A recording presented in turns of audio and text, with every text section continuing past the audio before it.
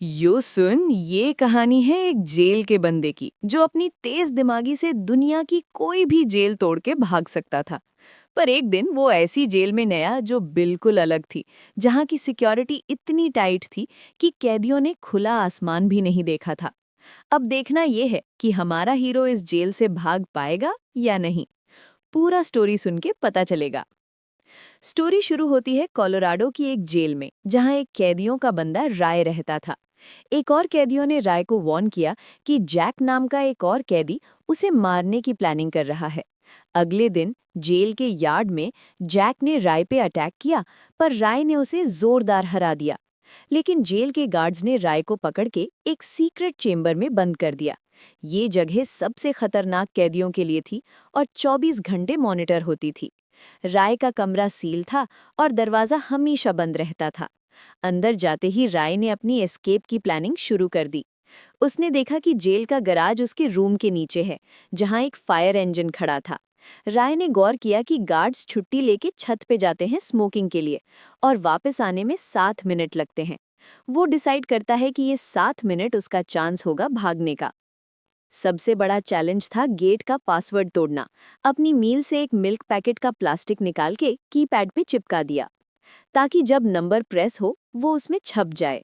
थोड़ी मेहनत के बाद उसने पासवर्ड के डिजिट्स निकाले, पर सही ऑर्डर लगाना मुश्किल था।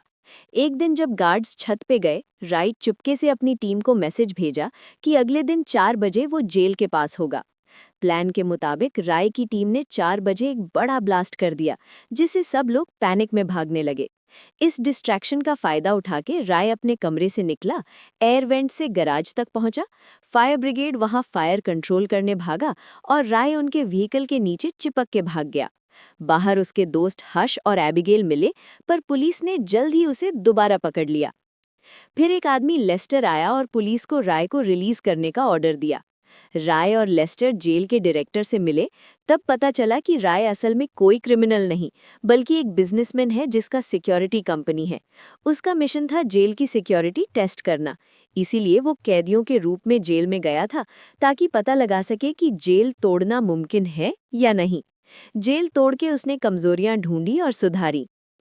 अगली मीटिंग में लिस्टर ने राय को जेसिका नाम की सीआईए की एक एजेंट से मिलवाया, जिसने राय को एक टॉप सीक्रेट जेल की सिक्योरिटी चेक करने को कहा, पर कंडीशन थी कि किसी को कुछ पता नहीं चलेगा।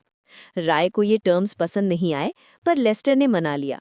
अब राय को एक स्पेनिश टेररिस्ट एंथनी का रोल मिला, जिसमें जीपीएस ट्रैकर भी लगाया गया। अगर वो एस्केप नहीं कर सका तो इमरजेंसी कोड देके रिलीज हो सकता था। मिशन शुरू हुआ, पर थोड़ी देर बाद राय को किडनैप कर लिया गया।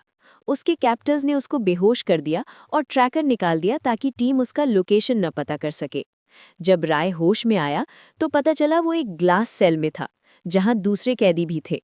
वार्डन अपने आप को हॉब्स बताता है, जबकि राय को पता था असली वार्डन मार्श होना था। सस्पिशियस होकर राय अपना इमरजेंसी कोड बोलता है, पर वार्डन इग्नोर करता है। गार्ड सब एक जैसे मास्क और यूनिफॉर्म पहनते हैं और कैदियों को बिना वजह मारते हैं। राय एक और इनमेट एमिल से दोस्ती करता है, जिसे गलत पहचान की वजह से यहाँ बंद किया गया था। वो मैनहाइम नाम के डेंजरस क्रिमिनल का राइट हैंड मैन था। ये जेल असल में एक सीक्रेट टॉर्चर कैंप है, जहां अमीर लोग अपने दुश्मनों को भेजते हैं। राय ने एमिल के साथ मिलकर एस्केप का प्लान बनाया। वो साथ में लड़ाई करते हैं ताकि गार्ड्स उन्हें पनिशमेंट चेंबर में डाल दें। वहां उन्हें तेज रोशनी और गर्मी में बंद रखा जाता है, जिसे कोई ज्यादा देर नहीं झेल सकता। पनिशमेंट के बाद एक डॉक्टर राय को देखकर उसकी हालत पे दया करता है, पर जेल का लोकेशन नहीं बताता। राय ने नोटिस किया कि फ्लोर स्टील का है और 4 कोने पे नट्स बोल्ट्स लगे हैं। एमिल ने एक छोटा टुकड़ा चुरा लिया। फिर वार्डन ने एमिल को टॉर्चर किया, पर उसने अपनी जुबान नहीं खोली।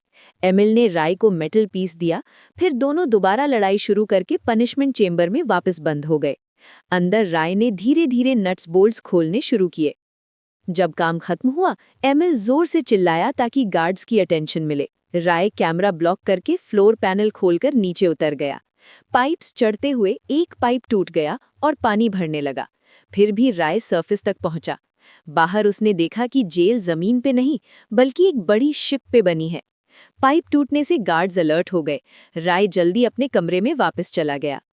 बाहर एबिगेल और हर्ष लेस्टर को बताते हैं कि राय गायब है और पेमेंट चेक बाउंस हो गया है, लेकिन लेस्टर कहता है राय एक्सपर्ट है, कोई जेल उसमें नहीं रोक सकती। पर बाद में लेस्टर वार्डन को ऑर्डर देता है कि राय को जिंदगी भर जेल में रखो। लेस्टर ने झूठ बोला था ताकि कंपनी पर पूरा कंट्रोल ले सके। एबिगेल और हर्ष ने हिम्मत नहीं हारी और राय की तलाश जारी रखी।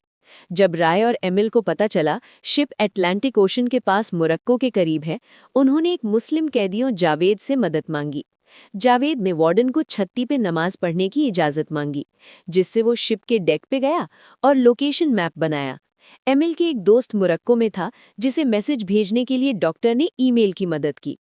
एस्केप प्लान के दिन जावेद ने वार्डन को बताया कि कैंटीन में बड़ी लड़ाई होगी।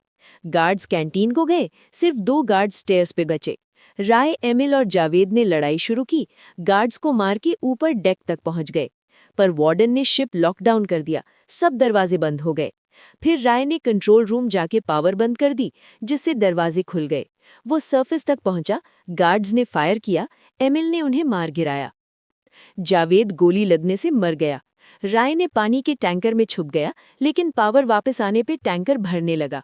वार्डन ने पता लगा लिया, राय टैंकर से बाहर कूद के शिप से भाग गया। एमिल ने लैडर फेंकी, राय ने उसे पकड़ा, दोनों ने गार्ड्स को मार के शिप के ऑयल टैंक्स फोड़ दिए। बड़े ब्लास्ट में सब गार्ड्स मर गए। वो दोनों समंदर के किनारे पहुंच गए। एक बड़ी गाड़ी आई जिसमें जेसिका उतरी। राय हैरान था, पता चला जेसिका एमिल की बेटी है, जिसने राय को अपने बाप को बचाने भेजा था। सबसे बड़ा राज ये था कि एमिल असल में मैनहाइम था, अपनी असली पहचान छुपाया हुआ था। जेसिका ने लेस्टर के बिट्रियल का सच भी बताया। राय ने अपने दोस्तों को लेस्टर के बारे में सब कुछ बताया। लेस्टर जब देश से भाग रहा था, हर्ष ने उसे बेहोश करके एक शिपिंग कंटेनर में बंद कर दिया, जो एक बड़े कार्गो शिप पे था। शिप कहाँ जा रहा था, कोई नहीं जानता। और इस मिस्ट्री के साथ कहानी खत्म होती है। अगर तुम्हें स्टोरी पसंद आई तो लाइक करो, सब्सक्राइब करो, बेल आइकन क्लिक करो। Signing off.